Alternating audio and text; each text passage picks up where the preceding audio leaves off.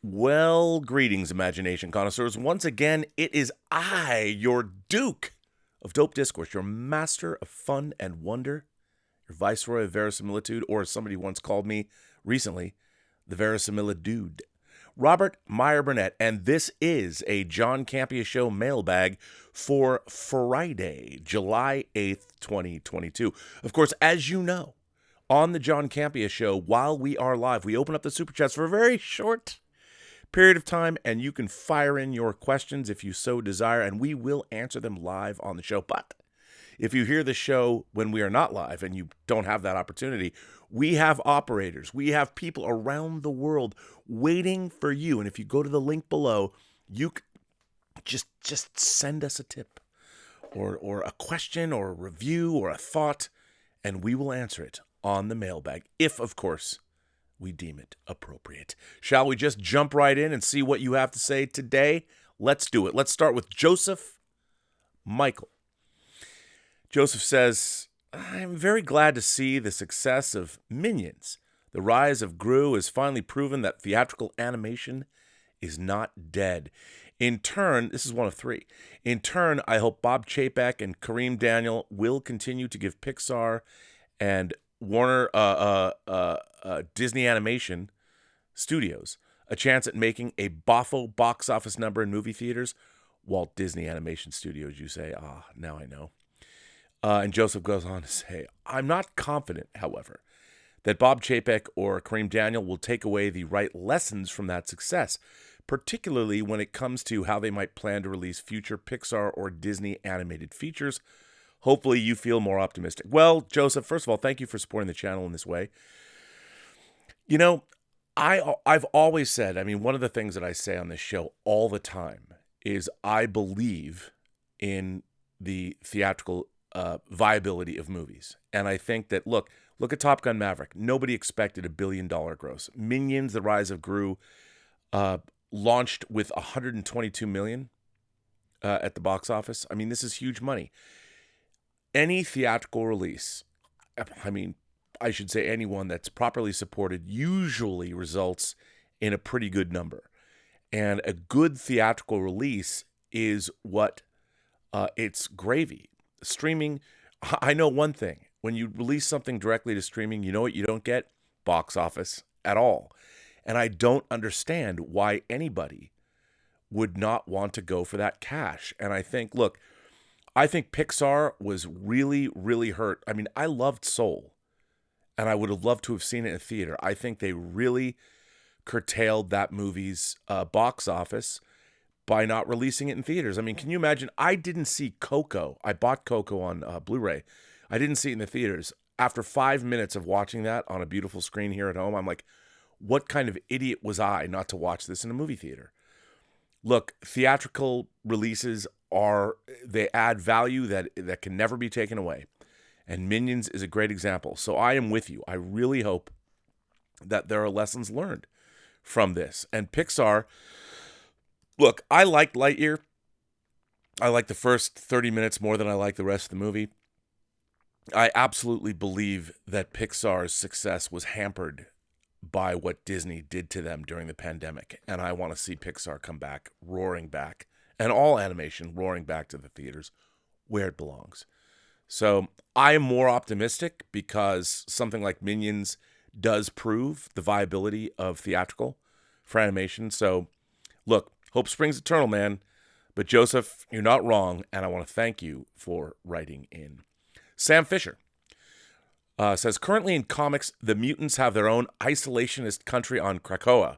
With Namor potentially being mutant, I can see them saying Atlantis is populated with Atlanteans and mutants. And maybe it's been so long everyone forgot or Charles mind-wiped everyone. Sam, you and I park our shuttlecrafts in the same shuttle bay because I'm thinking along those lines as well. Namor has always been a mutant. He, of course, part of the Illuminati, one of the great characters in Marvel history. What are they going to do with mutants? Don't know.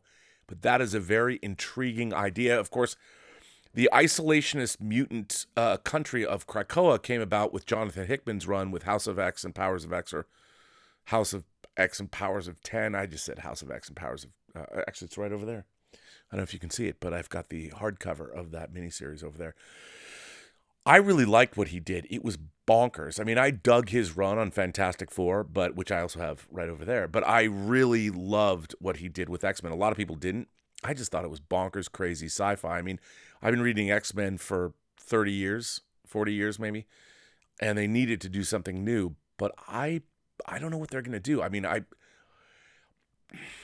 The X-Men in the MCU, for me personally, is one of the great unknowns. And I want to know what they're going to do, because I don't know. Just the Facts with JJJ sends in a tip and says, oh, wait, MCU take. In my opinion, as far as emotional performances, Lizzie Olsen in WandaVision, Multiverse of Madness, is right up there with Hemsworth and Ragnarok Infinity War as the best dual project performances in all of the MCU. Honorable mention, Robert Downey Jr. in Civil War, Infinity War. Thoughts? Ooh.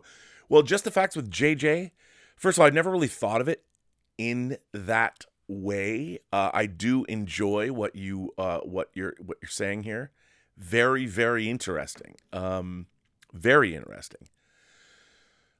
I don't disagree. I think Elizabeth Olsen is a powerhouse actress. I mean, she's incredible. I first saw her in Mercy, May, Marlene, whatever that movie is. I thought it was great.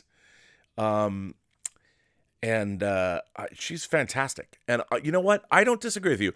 Since no one's ever brought this up to me in this particular way, I will grant you this. I will both of these things. Robert Downey Jr. in Civil War, Infinity War, and WandaVision in Multiverse of Madness, Elizabeth Olsen and Robert Downey Jr. both amazing. I'll grant you that. I think you're absolutely right. Our friend Jonathan Nimbella sends in a tip and says, hello, John and crew. I saw Everything Everywhere All at Once. I want my 3 hours back. Waste of cinema, waste of time. Very lame story, lame characters. I hate everything about the movie. I'd rather watch Waterworld than this terrible film. Worst movie of the year. Jonathan, as John Campea always says, movies are subjective. They're experiential events. I don't believe movies are subjective. But Jonathan, I beg you, sir, your opinion, we value. Your support, we value. But I can't go down this road with you, sir. Can't do it. I loved Everything Everywhere All at Once. I understand where you're coming from. But the real problem that I have with your question, your comment, why you gotta diss on Waterworld, bro? Come on, man. Waterworld's like the Road Warrior on the water. I mean, I understand it has maybe some bad compositing at the end with a balloon, but our man Kevin Costner and Dennis Hopper, come on, dude. I got this awesome Waterworld box set right over there. Why you got to diss on Waterworld? Why you got to harsh my mellow, bro? Jonathan, my friend, we love you. But you got to give Waterworld a chance. No, I'm just kidding, dude. Come on. Waterworld's good. And you know what? Everything Everywhere All at Once, I would implore you, try it again. Try it again. You know, when I went and saw The Talented Mr. Ripley. It was a holiday movie. It came out over Christmas. I was probably hungover when I went and saw it. I freaking hated it. I was like, I hate this movie. I hate it. It's subsequently become one of my favorite films. Americano. I know it's weird, but check it out. Jonathan, give it another chance, please. Jonathan goes on to say, hello, John and crew. I just saw Jurassic Park Dominion, and it was the greatest movie in the Jurassic World franchise. I love everything about this amazing movie. 5 stars. It's everything I want from Jurassic Park Dominion and more. I can't wait to see it again. Bring on the filthy Jonathan. Jonathan. It's Friday. It's July. I want to give you the benefit of the doubt, buddy. But the first Jurassic Park, nothing beats the first Jurassic Park. Nothing beats the Brachiosaur taking off, first eating those leaves. When you first saw Jurassic Park, come on, my friend. Was it not amazing? Did you not go, oh my God, it was amazing. But hey, you know what? Movies are subjective, and if that's the way you feel, I'm not going to change your mind, nor would I try. I appreciate your opinions. I appreciate you, even though you're wrong. Jonathan goes on to say, hello, John Rob. I just saw, or Elvis the King is back. Run to the theaters, not walk. Elvis, one of the most special movies I've seen in a long time. Elvis made me cry. It's depressing ending, how much of a jerk his manager was. Austin Butler is Elvis. Wow, the magic on the screen. Wow. Jonathan, I knew it. I knew you would endear yourself to me. It only took 3 questions. You took me on an emotional journey, my friend. An emotional journey. I didn't know where I was going to be with you, but by God, thanks for coming through in a clutch. Yes, Baz Luhrmann, once again, knocked it out of the park. All right. Yeah, absolutely. I agree with you. It was a little pummeling, the editorial style as an editor myself. I'm like, I was breathlessly watching the film, but I loved it. And Austin Butler, you are correct. Great, great stuff. Joseph Michael says one last thing. Turning Red would have performed pretty well if it was released in theaters. I agree. Sure, it might have struggled to unseat the Batman as the #1 movie, but Red wouldn't have outright crashed the way Lightyear did. It is such bullshit. Joseph, look, man, as you know, you and I park our shuttlecrafts in the same shuttle bay. I believe all movies, especially Pixar films, put them in theaters. Put them in theaters. Put them in theaters. I don't know how to sign it, but if I could. Yes, I am with you 100%. 100%, man. I do not know why you spend $100 million on a movie and you would not put it in a theater. I do not understand. So you and I, sir, we're on the same page. G, pronounced G, sends in a tip and says, kiss, kiss, gang, bang, John and friends. Oh, promises, promises. It is Friday. I had John Malkovich visit me in my dreams last night. I wish it was Kate Beckinsale, but beggars can't be choosers. Did you or members of your team ever have celebrities visit you in your dreams? If so, please share. Well, gee, I'm not going to lie. I've had Kate Beckinsale dreams, but I can't talk about them on this channel. They did bring the filthy, however, as you might imagine. But that's all I can say. You know, I used to dream about my favorite director, Stanley Kubrick, giving me advice about filmmaking, about life. You know, I've met a lot of celebrities. I had an hour-long conversation with Tom Cruise. I sat down with the entire cast of The Next Generation and had a roundtable discussion with them, which you can see if you buy the Blu-ray box set of the TNG Complete Series. I've met a lot of my heroes, and for the most part, it's been a great experience. But I never got to meet Stanley Kubrick because he passed away, and he is one of my heroes. But I've dreamt of him a lot. Like, I don't know why. He's sort of this sage-like. I haven't had a Stanley Kubrick dream in a while, but I used to dream about him, and he would come to me in my dreams and offer me advice. And I have dreamt of James Spader because I'm a huge James Spader fan. Loved James Spader in the 80s. Tough Turf, Robert Downey Jr., Olivia Barish, Kim Richards, and James Spader. If you haven't seen Tough Turf, I don't blame you because very few people have. But directed by the great Fritz Kirsch, who directed Children of the Corn. If you want to see a wacky artifact from the 80s, Tough Turf, watch Ultron and Iron Man in their first team-up. So, there you go. America's Ass. I didn't know you could talk or type. How if you're America's Ass, how do you type without fingers? America's Ass said, Thor's a character with a tragic backstory and has lost everyone and everything precious to him, but Marvel insists on treating him like the butt of the joke. I hope Thor Love and Thunder lays off the jokes and lets him shine. The MCU needs better storytelling. After that comment, this is just Diet Coke, which I might need more of because I have news for you. America's Ass.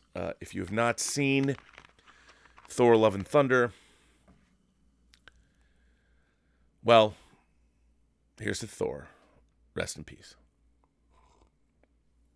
No, actually, they do not lay off the silly. And as Chris Gore said, yeah, I unfortunately, I do think that, well, what are we going to do? What are we going to do? I don't like the silly, to be honest. I really kind of don't. I understand where you're coming from. I feel your pain. But I you know what? No, I agree with you. I do. I agree with you. I think they need to bring back... I want Kick-Ass Thor. They need to bring back Kick-Ass Thor. Can we do that? Casey McNatt says, you know, John and crew, I am just going to say this. Both The Boys and Stranger Things this season have been better than any series Marvel or Star Wars has put out ever since they started their streaming service. I mean, yes, you can argue that some from Marvel and Star Wars have been good, like WandaVision or The Mandalorian, but I agree with you that the 6-episode format has not and will never work for any series Disney wants to put out now because it will feel rushed. I think that Disney is learning from now seeing that Andor is actually having, from what I hear, is 12 episodes, and She-Hulk is having 9 this coming August. But in my opinion, they need to at least stick with an 8 to 10 episode format because the 6 episode format just doesn't work. Well, Casey, you and I both park our shuttlecrafts in the same shuttle bay, and that's the highest praise I can give, as you know. I agree with you. I mean, I think that rightly or wrongly, I think that that length doesn't work. It just doesn't work. And I agree. I mean, I have seen, we're going to talk about it on today's after show, but I've seen The Boys, the last episode, I thought was tremendous. I thought this entire year of The Boys was the best it's ever been. Same with Stranger Things. Maybe it's because they had time during the pandemic to really crack down on the writing staff, but really exemplary television. And the thing is, Star Wars and the MCU should be they should be the benchmark, and they are not.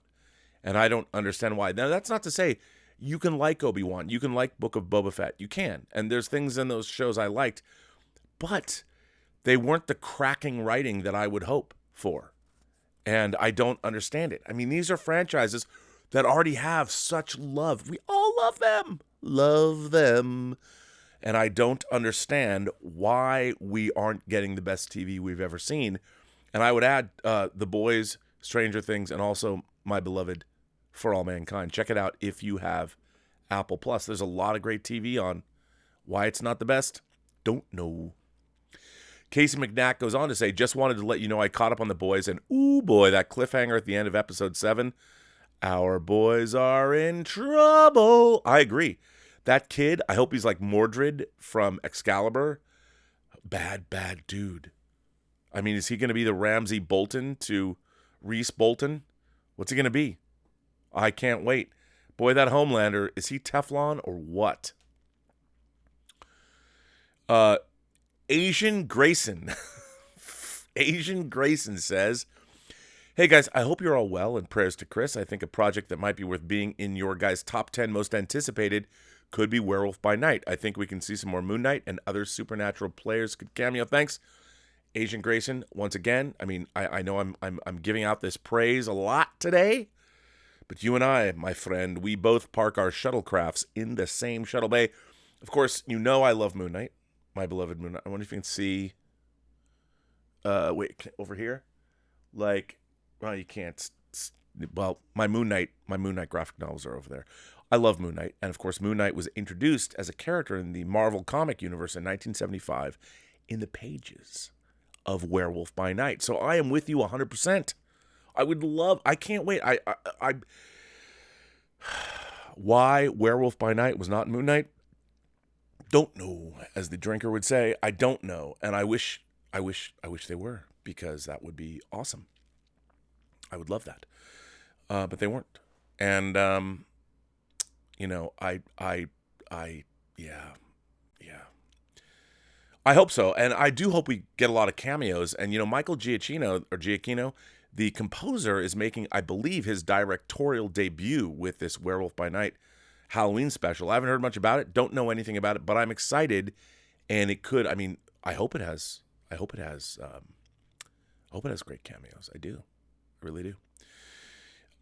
Great Grapthar's Hammer says, I'd be so disappointed if Ray, for all of his love of things moon-related, has never watched Space 1999. I mean, the entire premise is basically people stuck on the moon as it travels through the cosmos. Someone get Ray an Eagle transporter for his moon. Funny that you say that, Great Grapthar's Hammer, because I don't know. Let's see. I'm going to do a little... Can you see right up there? Look at the top shelf, which it's not all done here, but there is a 23-inch Eagle transporter. I have many Eagle transporters here. I've got 12-inch Eagle transporters, 23-inch Eagle transporters. I love Space 1999. I will say first season's much better than the second season. There's a lot of reasons for that I won't get into here. But you are damn right. I'm going to go in. I'm going to see Ray in about an hour and a half, and I am going to ask him all about Space 1999. Commander John Koenig, Helen Russell, Victor Bergman, Season 1 of Space 1999. If you haven't seen it, catch up. 1973-74 TV season. Second season is not as good, but they did have the 2-part episode, The Bringers of Wonder. I'm babbling, but just know that I am a huge Space 1999 fan. Sam Fisher says, did you hear that Taika Waititi, while filming Thor Love and Thunder, asked Natalie Portman if she wanted to be in his Star Wars movie, completely forgetting she played Padme? So hilarious, and of course, that is something Taika would do. Yeah, I heard that. I'm like, I think that's actually kind of disrespectful. Maybe he was being funny. Maybe he literally did forget. But I kind of like the reassessment that the prequel. I've always said the prequels are bad movies, but good Star Wars. And I liked Natalie Portman in them. But yes, I think that was funny. I'd love to know more about it. And of course, I would love to have seen her face when he asked her that. She'd be like, that would be.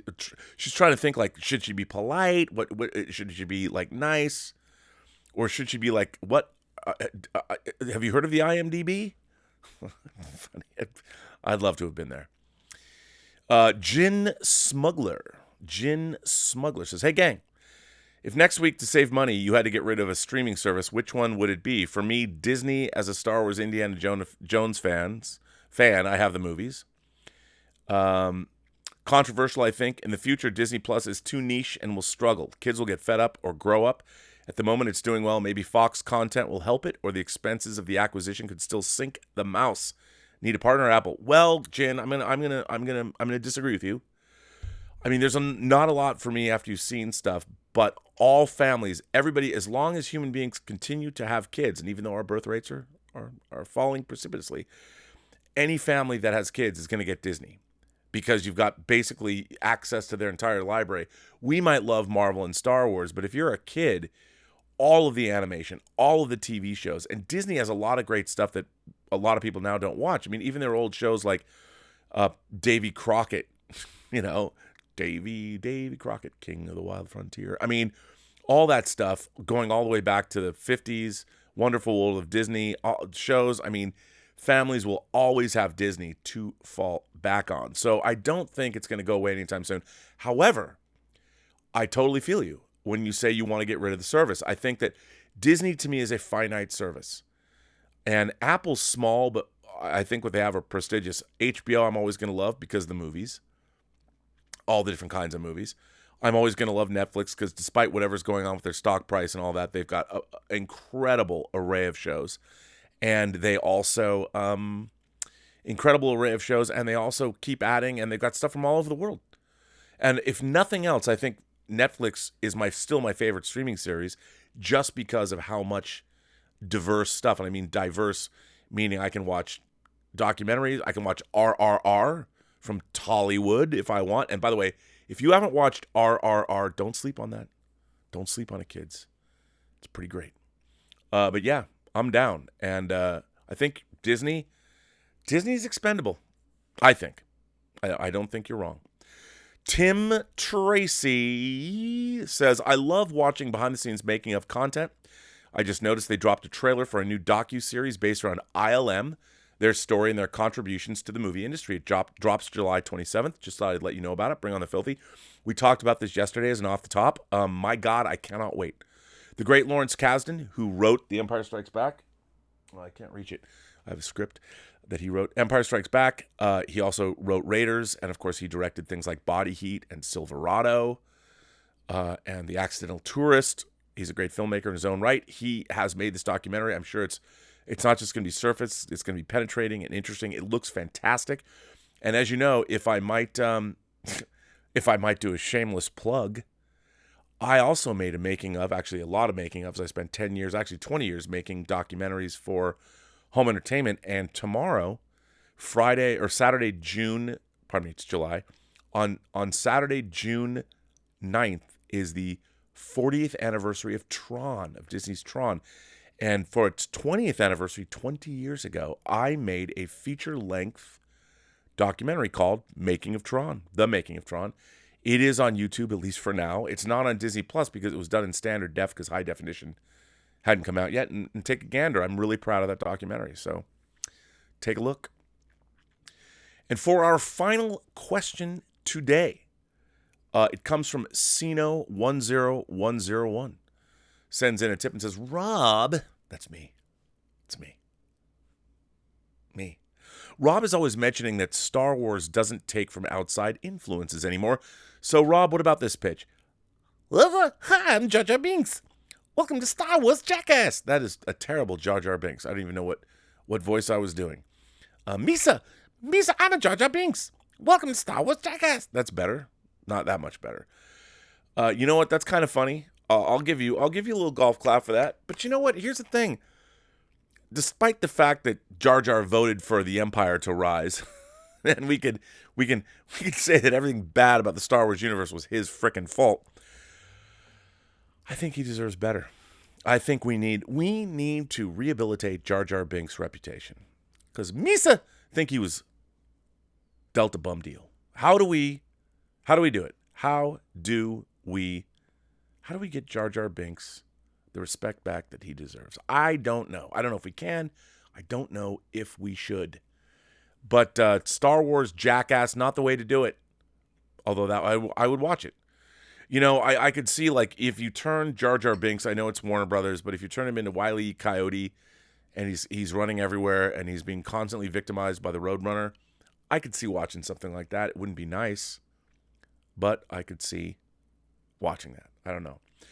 But Sino, thank you for that question. And that brings us to an end of this episode of the John Campea Show Mailbag. I want to thank you for supporting the channel and giving me fun things to talk about.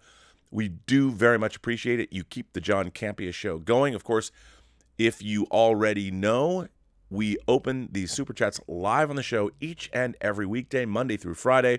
We open up Super Chats for about 2 or 3 minutes on every show, and we answer all of your questions live on those shows. But these mailbags, 24/7, 7 days a week, send us your questions, send us your comments, and if we deem them appropriate, we will read them here on the mailbag. And I want to say, from a personal standpoint, I really very much appreciate a lot of the great feedback you've given me personally about these mailbags, whether it's in the comments section below or you've sent things to me on Twitter at BurnettRM or on Instagram at RMBurnett or on my own website, postgeeksingularity.com, or my own YouTube channel, Postgeek Singularity, where you can watch my show, Robservations, which is coming back with a vengeance. I want to thank you all for being so kind about these mailbags. I love doing them.